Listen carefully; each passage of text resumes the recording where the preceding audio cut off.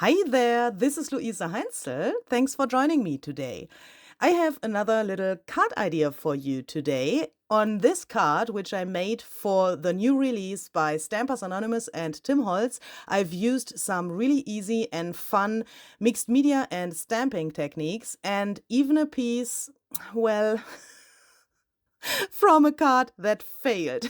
But let's talk about that later, and let's start with making a background for this card. I have chosen this stencil from the new release, which I really love, and as you can see, I have taped that down to my glass mat to make sure that the stencil can't move while I'm stenciling through it with some opaque texture paste.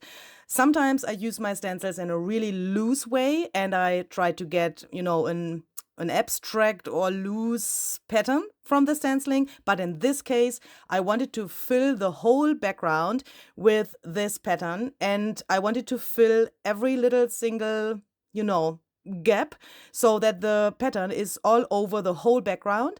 And to make sure that I don't move the stencil while applying the texture paste, I've just taped it down. And as you can see, I'm applying the texture paste all over this whole surface. And I'm trying to make sure that everything is filled up. And, sometimes you have to do things in between.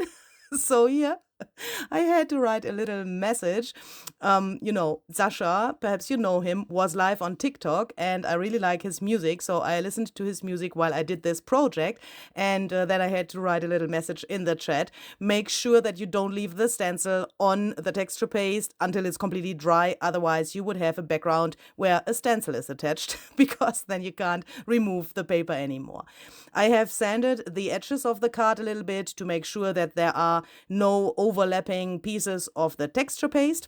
And now, after this is completely dry, I'm taking some Distress Spray Stain Forest Moss, and in a second I'm also taking the oxide spray to fill this middle part, which is still white here, because I wanted to try what happens if I use the spray stain and the oxide spray in the same color and make a combination of both on this opaque texture paste.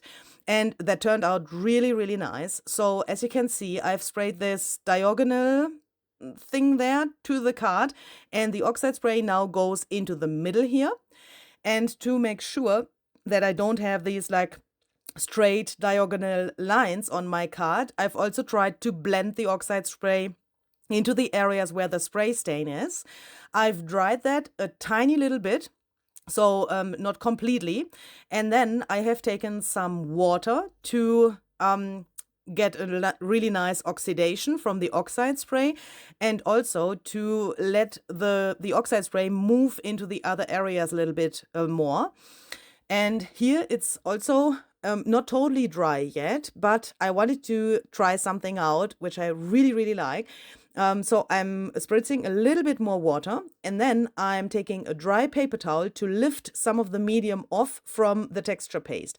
And the texture paste is gesso based, and because of that it gets stained from the mediums, and you get this really cool variation of, in this case, forest moss, and that looks really nice. You can get a really interesting effect by doing that.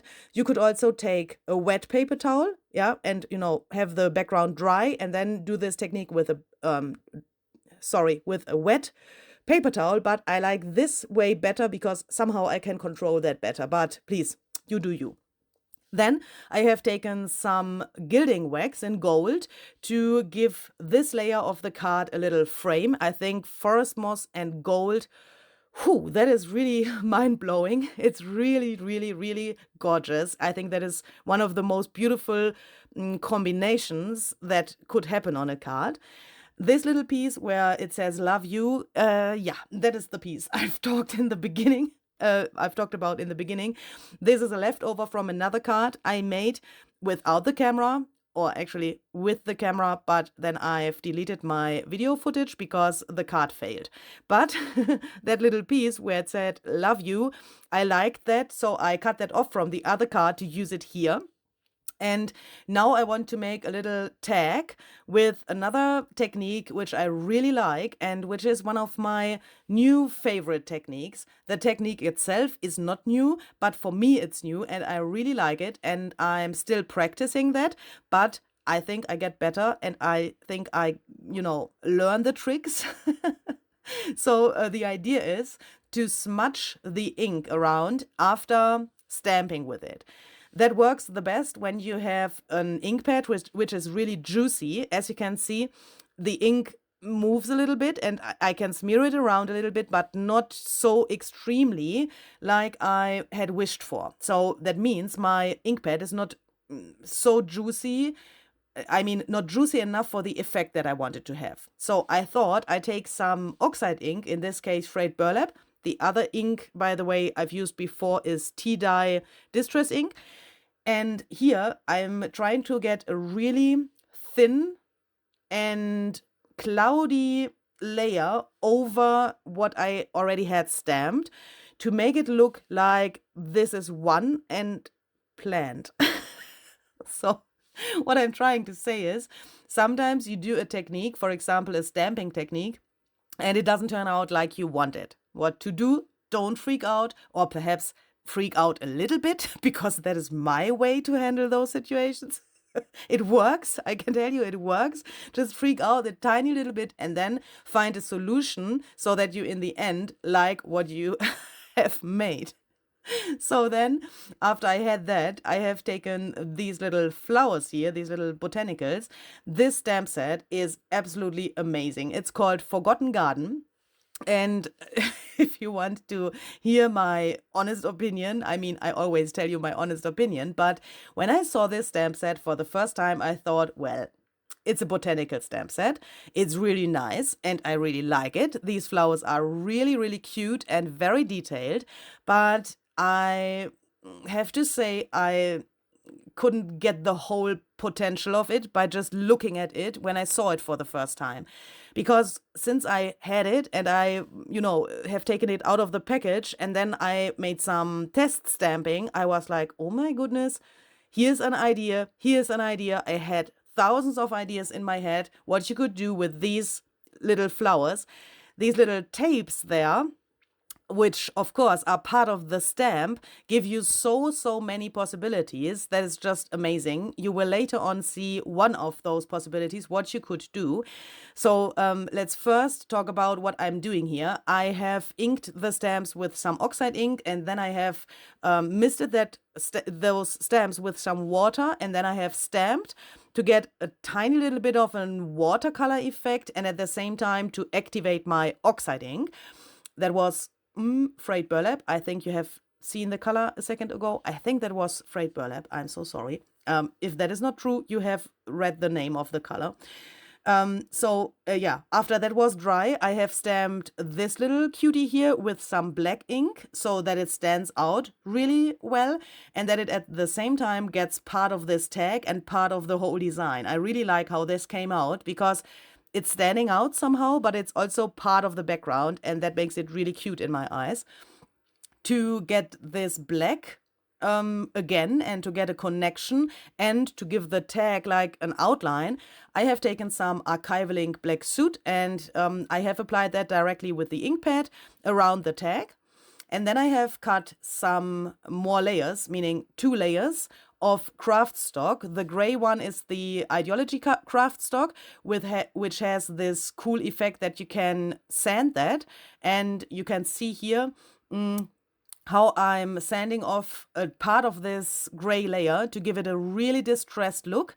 Meaning if you go over this material with a sandpaper, then you can sand off this, in this case, gray layer, and then the craft paper color comes through, and that is not only really easy to do, but it is also a really nice effect. I really enjoy doing that. It's just satisfying to sand over this paper.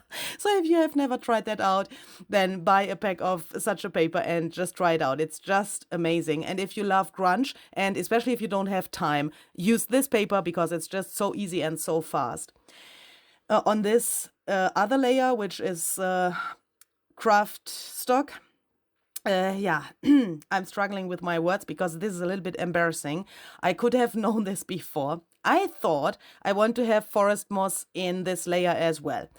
But I haven't thought about that I am perhaps a little bit of an idiot because, of course, when I use oxide ink on the craft paper, it looks totally different than on my white background with the white texture paste and the white watercolor paper. So this green turned out so not matching to the rest that I decided to add some tea dye distress ink because we have that color in the tag as well, and I thought that could be the solution. I should have done that with the spray stain or the oxide spray. That would probably have been better, but I haven't thought about that. Or what would have been even better is to take a white layer and then spray with the sprays, because then you can expect that you get a matching color to the top layer. But I think this looks nice as well.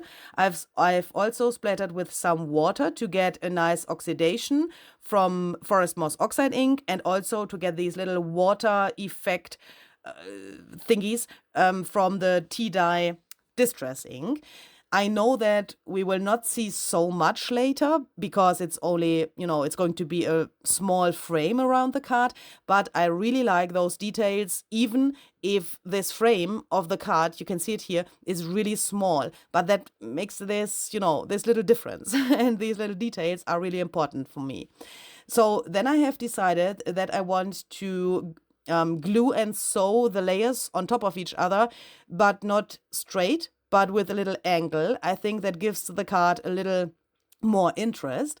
And I have also found this little piece of, that was something like a blouse, but made from some lace. And I have had this little piece where you can see these different materials of the blouse. There's some lace and also some fabric, and that looks really, really interesting. And I think this color fits really well to this other piece that says "Love You," which I had left from the failed card. That's why I have attached that there. And I think when you add such a tag to a card, that it looks really nice when it has some ribbon or some lace or something like that in the hole there on the top. Then the tag looks like more completed. I have put this bottle of bookbinders glue on top to have some weight until the glue is dry. And then I have taken this piece from the other card and I have cut that into size to make that into a little belly band thingy, even if everything is glued down, but it has, the look of a belly band. And then I also stamped the "Love You" again and added that to the card with some foam tape because I wanted to have some dimension for this little quote. And in my last step, I have stamped the part with the tape again, so that I could color this here with forest moss watercolor pencil. I have blended that a little bit with some water, and then I have cut that out to be able to take this tape and glue that to my card exactly there where the tape on the stamped flower is already. Could you color directly on the tag? I mean, the tape, that would be possible, but the watercolor pencil is not completely opaque, and then you would probably see the background through this green color, and I didn't want that. I wanted that this looks like a real tape. Because of the pigment in the watercolor pencil, the original stamping of the tape got a little grayish and not so black anymore, so I have inked the edges of my tape with a little archival ink black soot to give it this black frame back.